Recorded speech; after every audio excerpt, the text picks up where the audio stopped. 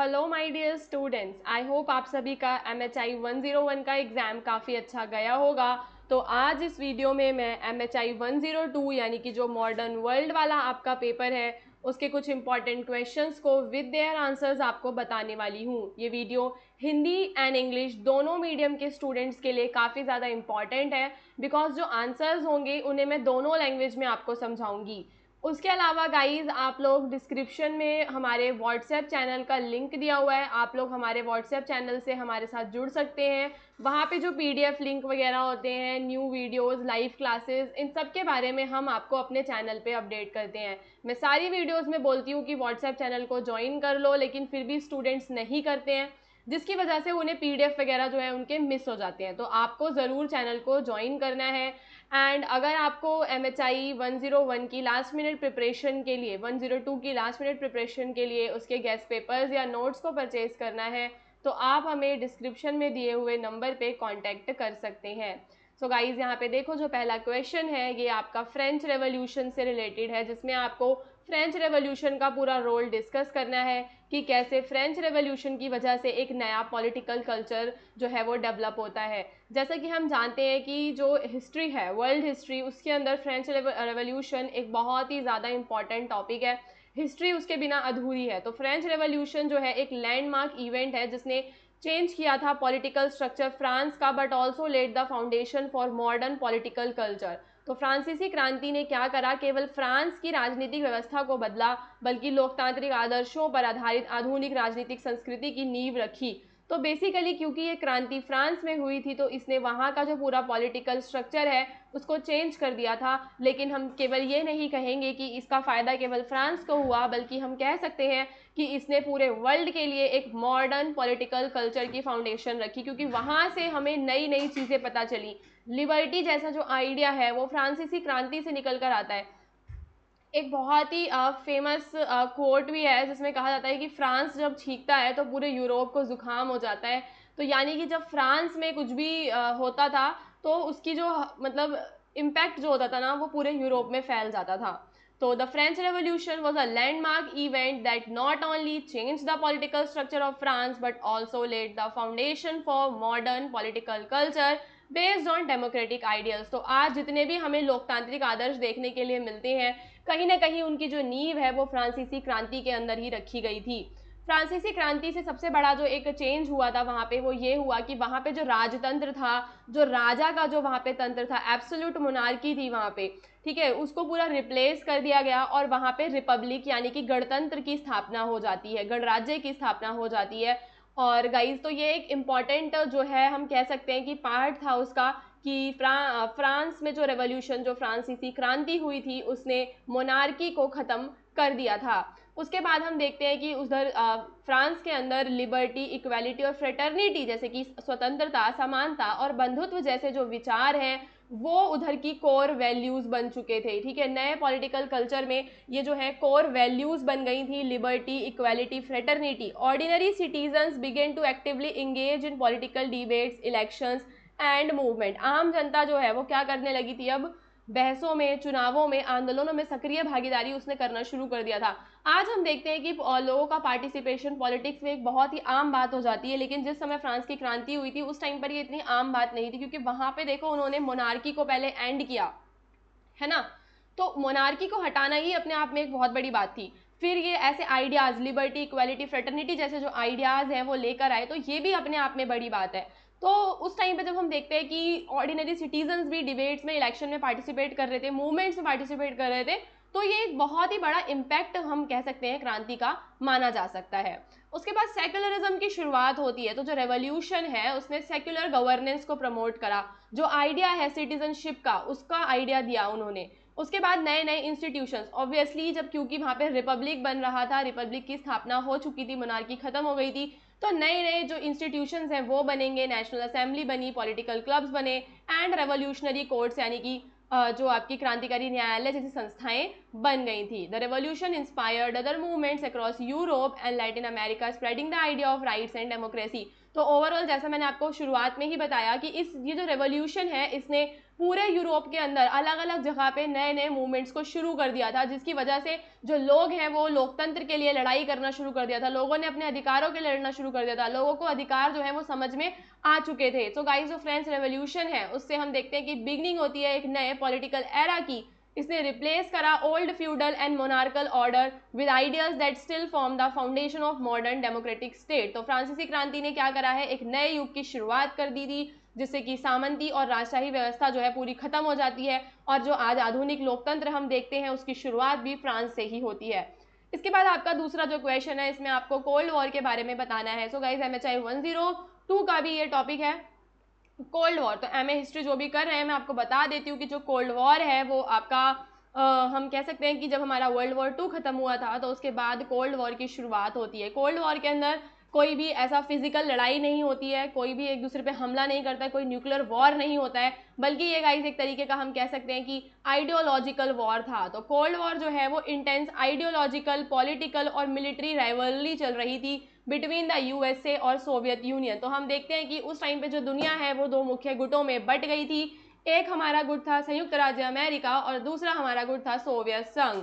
अब इसे cold war कहते हैं बिकॉज इसमें कोई लार्ज स्केल पे फाइटिंग हमें देखने के लिए नहीं मिलती है, प्रत्यक्ष युद्ध नहीं हमें देखने के लिए मिलता इन दोनों सुपर पावर्स के बीच में, बट हमें प्रॉक्सी वॉर्स देखने के लिए मिलते हैं, आर्म रेस देखने के लिए मिलती है, और जो है पॉलिटिकल टेंशंस हमें देखने के लिए इस टाइम पे मिलते हैं। तो कोल्ड वॉर का ये छोटा सा इंट्रोडक्शन आपको जरूर बताना है।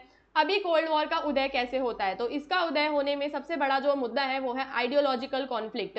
तो हम देखते हैं कि जो आइडियोलॉजीज हैं यहाँ पे कैपिटलिज्म एंड गाइज जो आपका सोशलिज्म है यानी कि पूंजीवाद आपका, और जो समाजवाद है उसके बीच में ये एक तरीके का आइडियोलॉजिकल वॉर था। पूंजीवादी आइडियोलॉजी में हम देखते हैं कि जो चीज़ें जो भी हमारे मीन्स ऑफ प्रोडक्शन होते हैं वो सारे के सारे प्राइवेट कंपनीज के हाथों में होते हैं। वहीं जो सोशलिज्म है उसमें हम देखते हैं कि जो सरकार है वो नागरिकों की भलाई के लिए काम करती है। तो समाजवाद और पूंजीवाद के बीच की लड़ाई थी। जो USSR था वो समाजवाद को सपोर्ट करता था, वहीं जो हमारा अमेरिका USA जो था वो सपोर्ट करता था पूंजीवाद को। तो ये चाहते थे कि ज़्यादा से ज़्यादा जो देश हैं, जो अभी नए नए देश आज़ाद हुए हैं, वो इनकी आइडियोलॉजी को अपनी इकोनॉमी में अपनाए। तो USA रिप्रेजेंट कर रहा था कैपिटलिज्म को, लिबरल डेमोक्रेसी को, जबकि USSR जो है वो कम्युनिज्म, जिसे मैंने आपको समाजवाद बताया, और वन पार्टी सिस्टम को ये प्रमोट कर रहा था। जब हमारा वर्ल्ड वॉर 2 एंड हो जाता है तो नाजी जर्मनी हार जाता है, USA और USSR दोनों एक सुपर पावर्स की तरह निकलकर सामने आते हैं। यूरोप भी डिवाइड हो जाता है क्योंकि यूरोप पे सोवियत का भी इन्फ्लुएंस था। तो जो वेस्टर्न यूरोप वाला जो पार्ट था वो USA के साथ चला जाता है, और ईस्टर्न वाला पार्ट जो है वो सोवियत इन्फ्लुएंस में रहता है। चला नहीं जाता मतलब जुड़ नहीं उनके साथ जाते हैं, बेसिकली वो उनकी आइडियोलॉजीज को फॉलो करते हैं, उनके नक्शे कदम पर चलने लग जाते हैं। ऐसा आप इसको समझ सकते हो। अब हम देखते हैं कि ना मिलिट्री अलायंसेस बनती हैं। एक तो नाटो अलायंस बनाया जाता है USA के द्वारा। तो जो भी देश नाटो का हिस्सा बनेंगे वो USA को सपोर्ट करेंगे और वो देश अपने वहाँ पे पूंजीवादी व्यवस्था को अपनाएंगे, ऐसा नाटो के अंदर था। उसके अलावा जो वॉर्सो पैक्ट है वो उसको लीड कर रहा था USSR। तो जो भी वॉर्सो पैक्ट पे साइन करेगा, वारसा की संधि पर जो भी साइन करेगा, वो देशों का क्या रहेगा कि वो जो देश है वो सब अपने यहाँ पे कम्युनिज्म यानी कि जो समाजवाद है उसको अपनाएंगे। तो बेसिकली ये एक तरीके का क्या था गाइज, आइडियोलॉजिकल वॉर था। ठीक है, तो इसको आप लोग समझ चुके हैं। एंड अभी मैं आपको बताऊंगी कि जो कोल्ड वॉर है उसका डेवलपमेंट आखिर हुआ कैसे। तो हम देखते हैं कि दोनों जो सुपर पावर्स हैं उन्होंने ना न्यूक्लियर वेपन्स यानी कि परमाणु हथियारों को बना लिया था, और एक तरीके का जो टेरर है, एक दूसरे में टेरर को वो डालना चाहते थे ताकि बैलेंस ऑफ टेरर बनाया जा सके। ठीक है, दोनों को एक दूसरे से डर हो। उसके अलावा प्रॉक्सी वॉर्स होते थे यानी कि डायरेक्टली वो फाइट नहीं करते थे, पर जब कहीं पे फाइट होती थी तो वो अपोजिट साइड्स को जो है सपोर्ट करते थे, जैसे कि Korea war, Vietnam war, Afghanistan war आपके इसके एग्जाम्पल हो जाएंगे जहां पर इन्होंने अपोजिट साइड्स को सपोर्ट करा। फिर एक क्यूबन मिसाइल क्राइसिस आपने पढ़ा होगा। तो हम देखते हैं कि जो वर्ल्ड है, एक टाइम ऐसा आया था कि वर्ल्ड में न्यूक्लियर वॉर फिर से होने वाला था, क्योंकि उस टाइम पे क्यूबन मिसाइल क्राइसिस चल रहा था। क्यूबा में मिसाइल जो है रख दिए थे उसने USA ने। उसके बाद है हमारा तनाव मुक्ति काल। तो बाद में क्या हुआ कि कई सारे एफर्ट्स किए गए ताकि इन दोनों देशों के बीच में जो तनाव है उसे कम किया जा सके, ठीक है। सॉल्ट यानी कि स्ट्रेटेजिक आर्म्स लिमिटेशन टॉक किए गए, ठीक है, सॉल्ट जैसे टॉक्स किए गए ताकि जो संधियों के माध्यम से इन दोनों देशों के बीच में जो तनाव है उसे कम किया जा सके, ठीक है। और फिर हम देखते हैं कि एक टाइम ऐसा आता है कि दोबारा से इनकी जो टेंशन है ना वो मतलब फाइनल फेज में बढ़ती हैं, लेकिन एट लास्ट जो है यूएसएसआर जो है वो गाइस कोलैप्स कर जाता है, ठीक है। गोर्बाचेव ने जो सुधार करे 1991 में, उसके बाद सोवियत संघ के विघटन के शीत युद्ध का अंत हो जाता है। तो 1991 में जब सोवियत संघ खत्म हो जाएगा तो शीत युद्ध भी खत्म हो जाएगा। कम से कम आधी सेंचुरी तक ये युद्ध चला था और इसने अवॉइड करा डायरेक्ट वॉर, लेकिन हम देखते हैं कि इससे इनस्टेबिलिटी बहुत ज़्यादा आई और हथियारों की होड़ बहुत ज़्यादा इसमें बढ़ गई थी। तो शीत युद्ध ने लगभग आधी सदी तक वैश्विक राजनीति को प्रभावित किया। इसने प्रत्यक्ष युद्ध को टालते हुए भी दुनिया को अस्थिरता, हथियारों की दौड़ और कई संघर्षों की ओर ढकेला। आज भी इसकी छाया अंतर्राष्ट्रीय संबंधों पर हमें बनी हुई देखने के लिए मिलती है।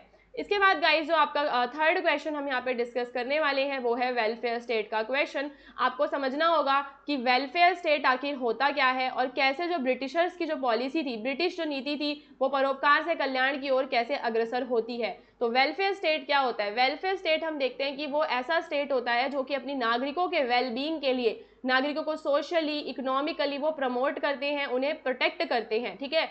कल्याणकारी राज्य वह शासन व्यवस्था है जिसमें सरकार नागरिकों की आर्थिक और सामाजिक भलाई सुनिश्चित करने के लिए सक्रिय भूमिका निभाती है। यह अवसरों की समानता, संसाधनों का न्याय संगत वितरण और असहाय लोगों के प्रति सार्वजनिक उत्तरदायित्व जैसे सिद्धांतों पर आधारित होता है। तो बेसिकली जो है हमारा जो वेलफेयर स्टेट होता है उसके अंदर हमें कुछ इंपॉर्टेंट चीज़ें देखने के लिए मिलेंगी, जैसे कि वहाँ पे इक्वालिटी ऑफ अपॉर्चुनिटी होती है, यानी कि सभी जो नागरिक हैं सबको बराबर की अपॉर्चुनिटीज़, बराबर के अवसर दिए जाते हैं, और जो वेल्थ होती है उसे इक्वली डिस्ट्रीब्यूट किया जाता है ताकि हर किसी को, मतलब जो अमीर गरीब ना रहे, सबके पास इक्वल वेल्थ हो जाए। और सरकार जो है ज़्यादा रिस्पॉन्सिबिलिटीज़ लेती है ताकि जो लोग हैं कम से कम एक मिनिमल जो लाइफ है, उनकी जो बेसिक नीड्स हैं एटलीस्ट वो पूरी हो और लोग जो है अपना एक बेसिक जो लाइफस्टाइल है उसको जी सकें। अब हम यहाँ पे देखेंगे कि कैसे जो ब्रिटिश पॉलिसी है वो जो है वो चैरिटी से वेलफेयर की तरफ जाती है। तो हम देखते हैं कि 19वीं सेंचुरी से पहले जो है अर्ली ब्रिटिश अप्रोच क्या थी, रिलीजियस और प्राइवेट चैरिटी वो किया करते थे चर्च के द्वारा पहले,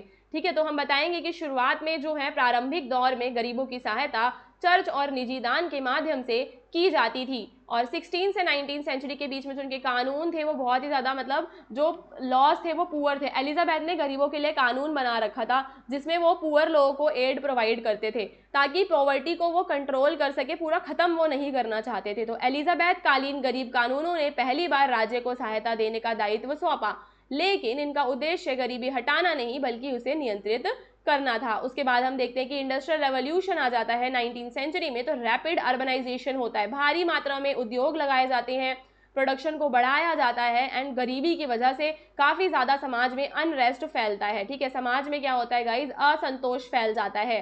तो उस टाइम पे कुछ रिफॉर्मर्स आते हैं जैसे कि एडविन चैडविक। तो वो जो है स्टेट कहते हैं कि जो राज्य है, जो स्टेट है ना, उसको यहाँ पे इंटरफेयर करना चाहिए ताकि लोगों को बेसिक हेल्थ एंड वो सैनिटेशन को प्रोवाइड कर सके। तो यहाँ से हम देखते हैं कि राज्य का रोल जो है इम्प्रूव होना शुरू होता है। उससे पहले वो चर्च वगैरह के माध्यम से बस चैरिटी किया करते थे।